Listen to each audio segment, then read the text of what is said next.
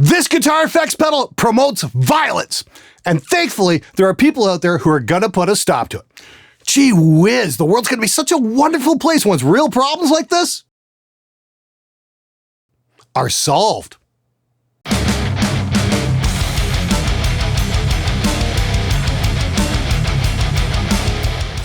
Here we go again. You know, I thought last week's episode was going to be my very last on the Steel Panther Pussy Melter.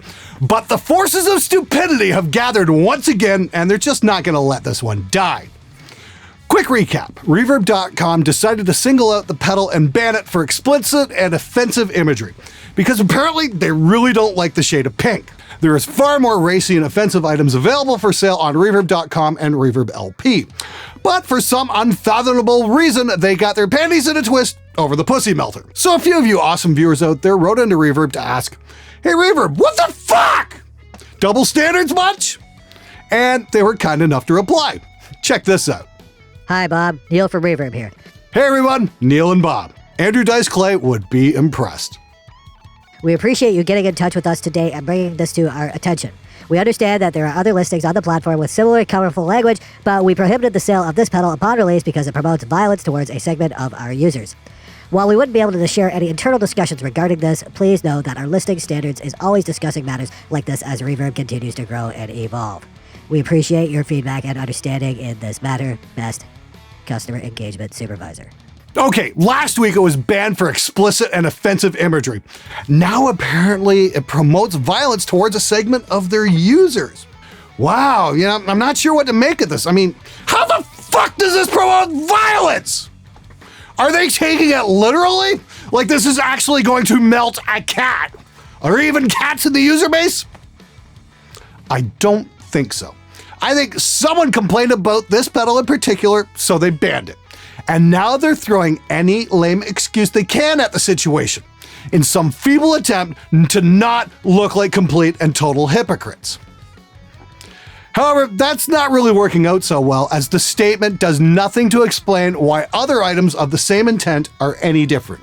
I mean, the Pussy Melter promotes violence, but the record Blood, Guts, and Pussy doesn't?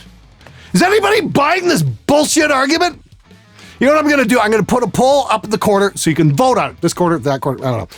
Feel free to leave a comment as well, and let's hear what you think about Reverb's quest to stop the promotion of violence toward an unnamed segment of its user base.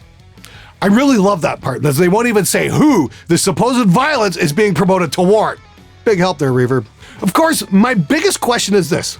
What is the desired outcome from all of this? Is anyone actually being protected by this? Well, of course not, because it's a distortion pedal with a silly joke on it. Meanwhile, Steel Panther, being the awesome group that they are, raised a gigantic middle finger to the killjoys of the world and announced their new delay pedal, the Poontang Boomerang.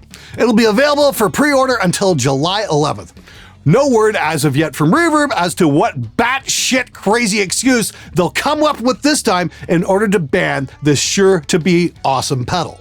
And you know what? I personally gotta thank Reverb and the whole contingent of fun police out there that are hell-bent on ruining everyone's good time. Not only have you inspired Steel Panther to come up with a pedal, you've inspired me as well. The SMG cock blocker gate is in prototype stage, and I've just got a draft of the artwork.